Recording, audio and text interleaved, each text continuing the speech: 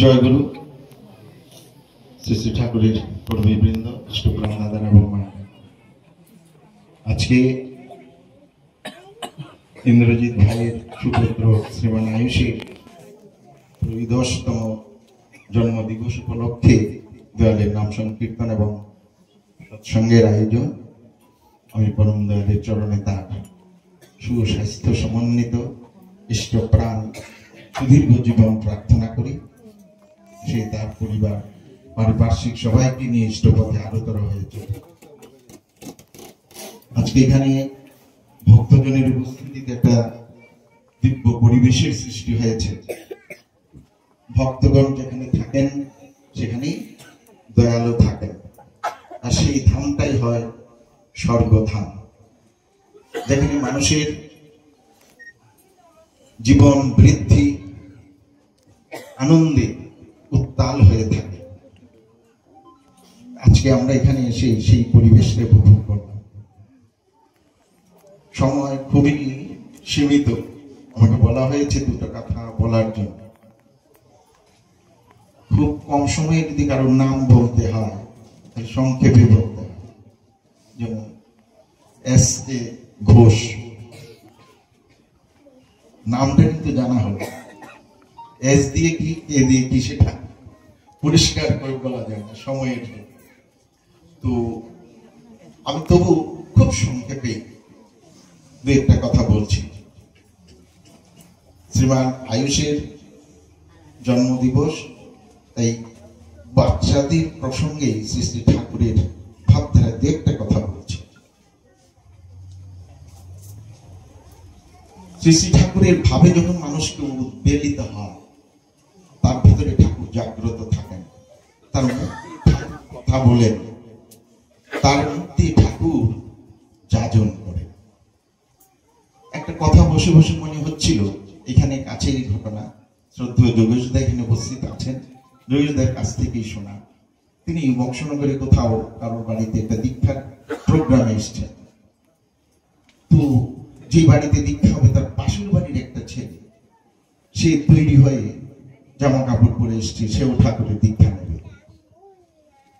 তো তিনি বললেন, তুমি কি দীক্ষা নেবে? বলছে হ্যাঁ। তুমি কোন ক্লাসে পড়ো? তো সে বলছে আমি 485 পড়ছি। তো তিনি বলছেন যে তোমার তো বয়স হয়নি, তোমার বয়স হলে হবে, তুমি যখন 6-এ উঠবে তখন হবে তোমার দীক্ষা, তুমি যাও বাড়িতে যাও।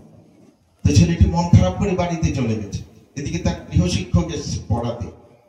গৃহশিক্ষক দেখছেন তার পড়ায় মন নাই, সেজন্য মনটা কোথায় পড়ে আছে। বলছে কি হয়েছে তোমার, আজকে পড়ায় মন নেই কেন? তো সে বলছে আমি দীক্ষা নিতে গিয়েছিলাম, আমাকে দাদু বলছে আমার বয়স হয়নি, আমি দীক্ষা নিতে পারিনি। বলে তাতে কি হয়েছে, পড়াশোনা করো, বড় হলে দীক্ষা নেবে। সে তখন বলছে তার মেস্টার মশাইকে যে তোমার তো বয়স হয়েছে, তুমি যাও, তোমাকে গেলে না করবে, তোমাকে দীক্ষা দেবে। তো মাস্টার মশাই চেতনা হলো, আমাকে অনেকেই বলছে, অনেক সময় অনেক যাজন করেছে, কিন্তু এরকম ভাব সৃষ্টি হয়নি আমার। তার একটা কথায় আমার ভিতরে যেন এমন একটা ভাবের সৃষ্টি হলো। বল ঠিক আছে, তুমি গিয়ে বলো আমি আসছি বাড়িতে। তিনি বাড়িতে গেলেন, স্ত্রীকে নিয়ে রেডি হয়ে বাইকে করে চলে এসছে। তো যে বাড়িতে দীক্ষা ছিল, ওই বাড়ির দীক্ষার পরে যোগেশদার কাছে ওরা দীক্ষা প্রার্থনা করলো, যোগেশদা দীক্ষা দিলেন। তো তিনি বলছেন আপনারা কিভাবে আসলেন, কে যাজন করে নিয়ে এসছে? তো তখন সে মাস্টারমশাই বলছে যে আমার বাড়ির পাশেই এখানে আমি টিউশন করাই, ওই ছেলেটা আমাকে বললো এসেছিল দীক্ষা নিতে, ওনাকে বয়স হয়নি, আপনারা না করেছেন, আমাকে বলছে যে তোমার তো বয়স হয়েছে, তোমাকে না করবে, তুমি যাও। এই কথা শুনে আমি আসলাম। এই যে একটা ঘটনা, মানুষ যখন সে দীক্ষা পায়নি এখন, কিন্তু তার দীক্ষা নেওয়ার যে আবেগ, সেই আবেগটা ঠাকুরের সঙ্গে সে যুক্ত হয়ে গেছে, এবং তার মুখ দিয়ে যে কথা বেরিয়েছে আরেকজনের ভেতরে সেই আবেগ সৃষ্টি করেছে, পজিটিভ মুড চলে এসছে। ওনার দীক্ষা নেওয়ার কোনো ইচ্ছা ছিল না, তার কথায় সে পজিটিভ মুড চলে এসছে, তিনি এসে দীক্ষা করেন। এই জন্য আমরা যখন যাজন করি, আমাদের মধ্যে ঠাকুর কথা বলেন, আমি যাজন সিদ্ধ, তারপর বলি যাজন চৈত্র পরমানন্দ, আমাদেরকে যাজন পরম আনন্দের অধিকারী করে তো। আরেকটা ঘটনা বলছি, একটা বাচ্চা ছেলে, আমি তখন বোলপুর শান্তিনিকেতনে ওইখানে সৎসঙ্গে গেছি। তো একটা বাচ্চা ছেলেকে একজন প্রফেসর বলছেন যে তুমি কেন পড়াশোনা বাদ দিয়ে এখানে এসছো দিকে সৎসঙ্গে, তুমি বড় হয়ে আসবে। তিনি কিন্তু দীক্ষিত না। তো সে বলছে আমি তো দুপুরে পড়াশোনা রেডি করে এসছি, তাই মা বলছে তুমি যা সৎসঙ্গে।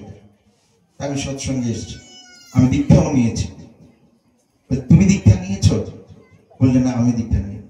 তুমি তো বড় হয়েছো, পড়াশোনা করেছো, চাকরি করো, তুমি শিক্ষক, তুমি কেন দীক্ষা নাও? বললে না আমার দীক্ষা নেওয়ার এখনো ইচ্ছা হয় না। আমি বলছি তুমি তো মানুষই হও নি। বলছি কি বলছো মানুষ হয়ে? তুমি কি মানুষ হয়েছো? বাচ্চাটাকে বলছো। বলে হ্যাঁ।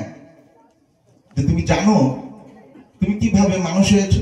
বলে যে হ্যাঁ আমি ঠাকুরের দীক্ষা নিয়েছি, আমি স্তুতি করি, আমি যজন যাজন করি। তুমি জানো এই যে ধান গাছ হয়, ধান গাছ যেখানে জন্মায় সেখানে সেটা বড় হয় না, সেটা তুলে একটা ভালো জায়গায় লাগাতে হয়, সেখানে বড় হয়, সেখানে ধান হয়, ফসল হয়। তোমার যেখানে জন্ম হয়েছে তুমি এখন সেখানে পড়ে রয়েছে, তুমি বড় হবে কি করে? তুমি গুরু গ্রহণ করুনি, দীক্ষা গ্রহণ করুনি। তুমি যদি দীক্ষা গ্রহণ করতে, একটা সার যেখানে আছে, যেখানে শিক্ষা আছে, যেখানে সদাচার আছে, নিষ্ঠা আছে, জ্ঞান আছে, ভক্তি আছে, প্রেম আছে, সেখানে যুক্ত থাকতে তোমার মধ্যে সেইগুলি বড় হয়ে এই ফসলগুলি তোমার মধ্যে দেখা। একটা 780 পড়ে একটা ছেলে এই কথা বলছে, ওই দাদাটি তাকে জড়িয়ে ধরেছে, ভাই তুমি আমার গুরু, তুমি আমার আছে, আমার ভিতরে জ্ঞানের উদয় করে দিলে, দীক্ষা কেন নিতে হয় আমি বুঝতাম না। করেছি মানুষের সাথে তিনি দীক্ষা গ্রহণ করেন। ওনার নাম আকু ভট্টাচার্য। এইরকম একটা বাচ্চার কথা। আরেকটা বাচ্চার ঘটনা বলছি, আগরতলা অভয়নগরে হঠাৎ করে একদিন সকালবেলা দেখি এক দাদা এসে আমার বাড়িতে ঘুরবেন। আমি চিনি রঞ্জিত দা, উনি পিডব্লিউডি ইলেকট্রিক্যালে কাজ করে, দীক্ষিত, অভয়নগরে আছেন, প্রায় সৎসঙ্গ করেন, অনেক দিনের পুরনো সৎসঙ্গ। তিনি বলছেন দাদা আমি আজকে সুস্থ নিয়ে নেব। সুস্থ নিয়ে নেবেন, ঠিক আছে, কিছু খেয়েছেন? বলছেন না কিছু খাই। আজকে হঠাৎ করে আপনার মনে হলো? বলে যে আমি সকালবেলা ভোরের প্রার্থনায় গেছিলাম, এলাকায় প্রার্থনা হয়, আমি প্রার্থনার পরে বাচ্চাটাকে, ছেলেটাকে প্রসাদ দিচ্ছিল, হাত ধুয়ে দিচ্ছিল। আমি বললাম তাড়াতাড়ি আমাকে প্রসাদ দিয়ে দাও, আমি বাজারে যাব, বাজারে থেকে আমি একটু মাছ নিয়ে বাড়িতে যেতে হবে। তো সেই বাচ্চাটা হাত সরিয়ে দিল প্রসাদ দিতে গিয়ে, বলছে তুমি মাছ খাও, তোমার হাতে আমি প্রসাদ দেব না। দেখে আমি অনেক বিনয় করলাম, অনুরোধ করলাম, ভাই তুমি আমাকে প্রসাদ থেকে বঞ্চিত করো না, আমার হাতে একটু প্রসাদ দাও। দিল না, বলছে তুমি মাছ খাও, আমি প্রসাদ দেব। একটু দূরে দাঁড়িয়ে আমি চিন্তা করলাম, আমার চোখ দিয়ে জল পড়ছে, আজকে সেই ছেলেটা আমাকে বলছে আমি মাছ খাই বলে প্রসাদ, ঠাকুরের প্রসাদ পেলাম না। বাইরে গিয়ে ব্যাগটা ছিল সঙ্গে, মাছের ব্যাগ, সেটাকে ঢিল দিয়ে ট্রেনে ফেলে দিলাম। বাড়িতে চলে গেলাম, বাড়িতে গিয়ে স্ত্রীকে বললাম আমরা সুস্থ নিয়ে নেব আজকে। স্ত্রীকে বললাম তুমি তৈরি হও, রেডি হয়ে সোজা চলে এসছি আপনার কাছে, এই আমি সুস্থ নেওয়ার ইচ্ছা প্রকাশ করছি, যাক আগে সুস্থ হব। কিন্তু একটা বাচ্চা ছেলের কথা, একটা ভিতরে বহুদিন অনেক যাজন হয়েছে, কাজ হয়নি। ডাক্তাররা যেমন চিকিৎসা করে, অনেক রোগী, অনেক ডাক্তার দেখানোর পর সারে না, কোনো এক ডাক্তারের একটা ছোট্ট ওষুধে একটা বিশাল রোগ সেরে যায়। এই যে আরোগ্য কামনা করে যখন মানুষ কিছু করে, সে আরোগ্য লাভ করে। ঠিক পরম পিতা কার, বাচ্চাই হোক বড়ই হোক যেই হোক, মঙ্গল কামনা করে যখন কিছু কথা বলে, কিছু করে, সেটা অন্যকে মঙ্গলের অধিকারী করে তোলে। এটাই হচ্ছে ঠাকুরের যাজন, এটাই হচ্ছে ঠাকুরের জীবন, এটাই হচ্ছে ঠাকুরের জীবনের আদর্শ, মহৎ আদর্শ। আমি পরম পিতার চরণে সবাই সর্বাঙ্গীন কল্যাণ এবং মঙ্গল প্রার্থনা করে এখানে শেষ করছি। সবাই ভালো থাকবেন, সুস্থ থাকবেন, ইষ্ট দেবের অজস্র আশীর্বাদ, আচার্য দেবের অজস্র আশীর্বাদ সবার উপর বর্ষিত হোক। জয় গুরু।